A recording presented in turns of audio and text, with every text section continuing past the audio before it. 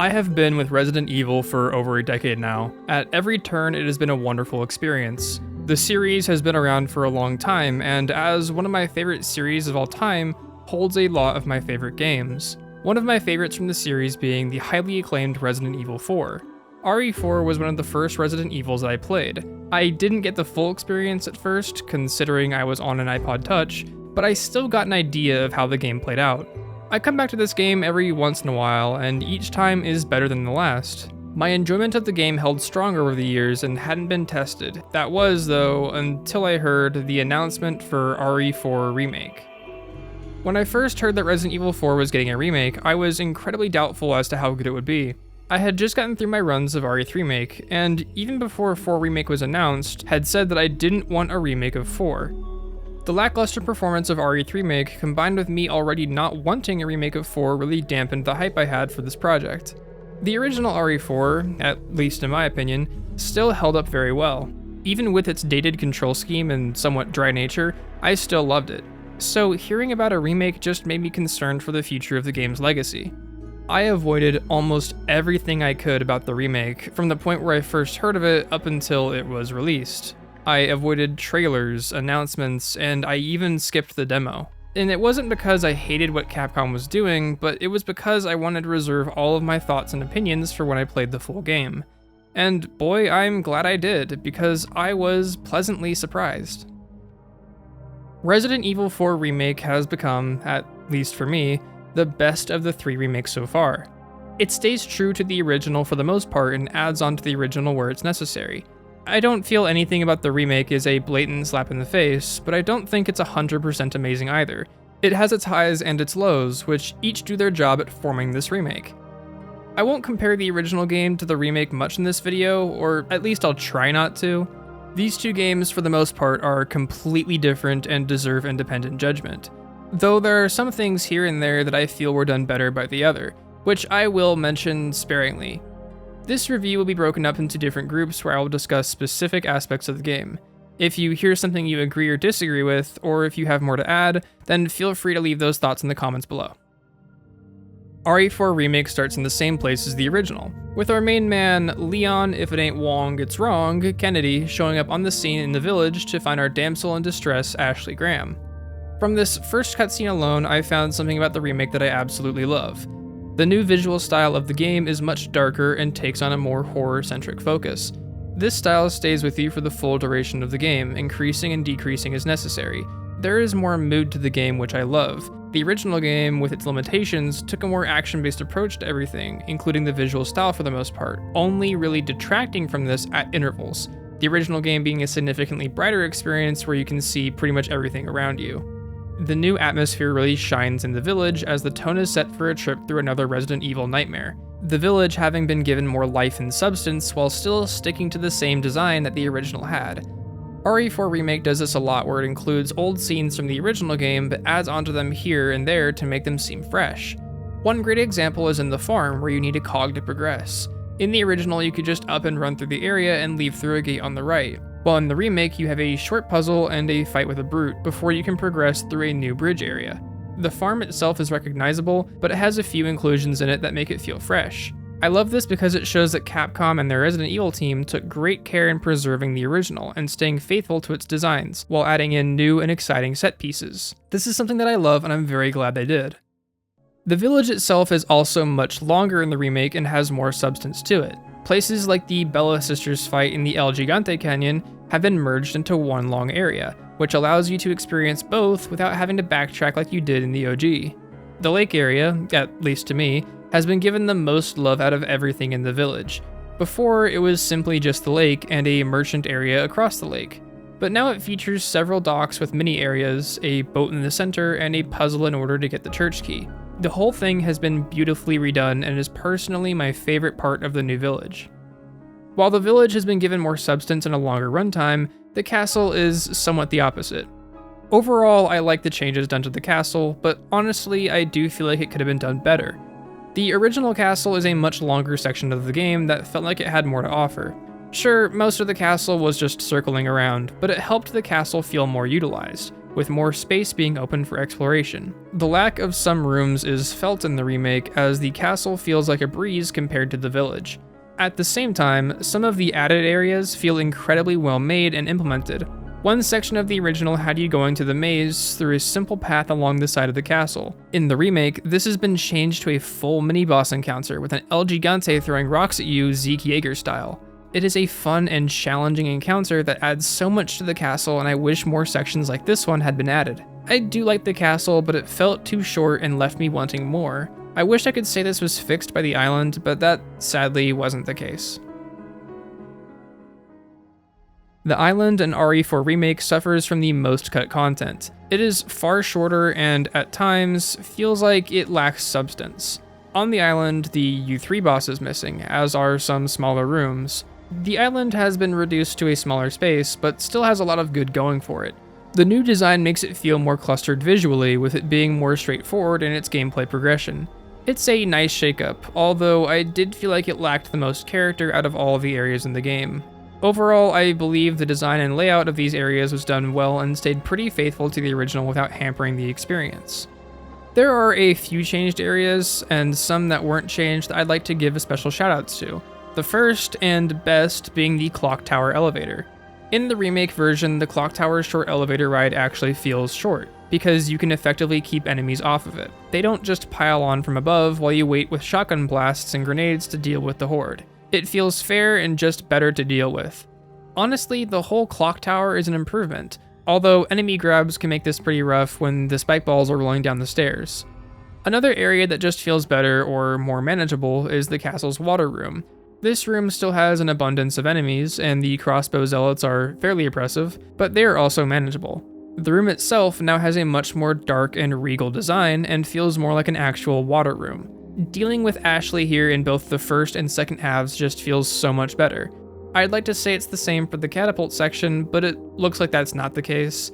It's minorly better than its counterpart in the OG, but that's about all I can give it. It is still finicky and annoying at times, the catapults themselves being harder to destroy now because the cannon has become the main way of dealing with them. This is cool, but honestly could have been improved just a little bit more. The characters of RE4 Remake have been given a bit of a touch-up. I wish I could say that I like the majority of them, but honestly the remake kind of takes the character away from many of the characters, which sucks, but I'll save my more detailed thoughts for another video. The two best character changes in the remake, at least in my opinion, are Luis and Krauser. Krauser being given much more emotion and life in the remake. A lot of this is thanks to his amazing voice actor Mike Kovac. There were moments in my playthrough where I really felt like Krauser was the main villain because he was such more imposing than he was in the original. His character is one of the few in the remake that shines much brighter than he did in the original. The character who I feel shines the brightest, though, is Luis. Luis is one of the characters in the original who confused me, especially after his death. He shows up here and there, and then he dies, prompting a very strong reaction from Leon. It just didn't feel all that impactful, but in the remake that is anything but the case. Luis is so much more of an impactful character, both in his life and in his death being at the hands of Krauser in the remake rather than Sadler's, which I feel is so much better. He also dies much later after the Verdugo boss fight at the end of chapter 11, instead of right before we rescue Ashley in the castle. Luis gets so much more screen time, and he helps out Leon much more than he did in the OG. He feels more charismatic and charming, which is a welcome change to his character. The game also doesn't let us forget him until the last chapter of the game, seeing as the lab where we cure ourselves from the Las Plagas is Luis's own research lab, which we need his key that he gave us in order to access, making the impact of Luis's death that much stronger. Luis feels like more of a partner to Leon in the remake and is personally my favorite character in the game because of these changes. Leon and Ashley's characters have been given a boost as well. Leon was made to be more serious and less comedic, which is fine. Some people don't like these changes, but they fit with Leon's modern personality in the movies and in RE6. His main change being his more prominent negative attitude towards the events of RE2 and how he wishes he wasn't involved at all. Ashley has been made into more of an actual person. Her strengths have been amplified and she feels more like an actual human being that needs help, not just a damsel in distress or a simple robot waiting for help. It also helps that she doesn't scream as much. Ashley being more of a character in the game is great. up until you realize that she doesn't show up that much. She is with Leon much less in the remake than she was in the OG, which is pretty rough considering that she wasn't with Leon much in the OG either. One of my favorite additions to her character are her new unique reactions to Leon. These each make her feel like a companion to Leon during the events of the game. The best of these being in the new shooting gallery where she will criticize or compliment your skills at shooting. These are changes that I do love quite a bit and make the game and characters feel livelier. At this point with the characters, I was going to talk about Salazar and Sadler, but after writing 2 paragraphs for each of them, I decided to set those rants aside for a video of their own, but I will mention them briefly. Salazar and Sadler were both done dirty as villains in this remake. Salazar was my favorite character in the original, so seeing him with such a weak character in the remake hurts me. Sadler was done the worst though. He's supposed to be the main opposing force in the game, but he doesn't really even show up until the very end. At least, he doesn't show up in a way that's significant. Their lack of character penalizes this game for me immensely. If you want to hear me rant more about these 2 characters, then you're in luck. I'll be making a video about them soon. The overall gameplay of RE4 Remake is similar to the 2 previous remakes, with the inclusion of some things from the original Resident Evil 4, things like the inventory system, merchant, and healing items. The movement and shooting feel clunkier, which is hit or miss on quality. Sometimes this is fine, but it can mess you up. Leon's movement has one major flaw, which is his stagger. When he is staggered, he is open to attacks which can keep him staggered. Combine that with higher difficulties, speeding up animations and reducing enemy cooldowns, and it can make for an experience that makes the difficulty feel somewhat artificial. It also makes some fights feel off, like Krauser's first fight and Salazar's. Messing up once or trying to run to get a healing item in these fights can mean taking even more damage because of how fast follow-ups are from these bosses. The guns in this game feel faithfully remade and hold up to their counterparts in the original, some feeling much better with less weapon sway and a more direct upgrade system. The treasure distribution as well makes getting these weapons and upgrades feel better. I didn't feel like I had to dedicate myself to a specific 2 weapons for my entire playthrough, which felt great. Some guns did feel weaker, but a few more felt more balanced and held more of a spotlight than they did in the OG. These weapons mostly had their time to shine in the new shooting gallery. The gallery challenges showcase the power of these weapons and serve more as advertisements for them, encouraging you to buy them after you try them out. This didn't work on me though because I am a known Red 9 enjoyer and I won't be putting my baby down for anything. The best and worst change with the gallery is the addition of the charms. The charms themselves are pretty awesome and have effects that vary from near useless to completely overpowered. I love the look and feel of these charms and believe them to be an overall great addition to the game.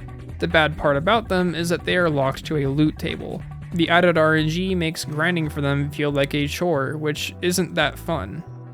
The inventory case in the game has been expanded on in the remake to make it feel more like a tool rather than just a simple place to hold your inventory. The effects it has vary based on the color of the case you have equipped, which is pretty cool. But I never found myself using anything but the base color. This is because it's the one color that doesn't rely on other variables to get the most value out of. The one issue I have with the case is that I feel it has less space than before in the original. This wouldn't be that big of an issue if it weren't for 2 main things: your knife taking up space in the inventory, and the addition of the new resources item. Resources are the new worst item in this game. The original RE4 gave you a lot of ammo to take on the hordes of enemies you faced, punishing you only if you missed all of your shots and willingly wasted ammo. In the remake, you get gunpowder and resources. I honestly don't understand this obsession that Capcom has with crafting. I like having the choice between making more low power ammo for survival or stronger ammo for bosses, but I've gotten tired of it, and the new resources item is the worst offender of the new crafting system. Resources take up so much space in your inventory, more so than if it was just ammo. I wouldn't have as much of a problem with it if it weren't for the splitting of resources into small and large packs. The small taking up a 1x2 space in your inventory, and the large taking up 1x3. You find so many more large resources in your playthrough, with these small ones being much rarer. Gunpowder only takes up a single square of space, but it caps out at 10 in a stack, and you often find yourself never having enough.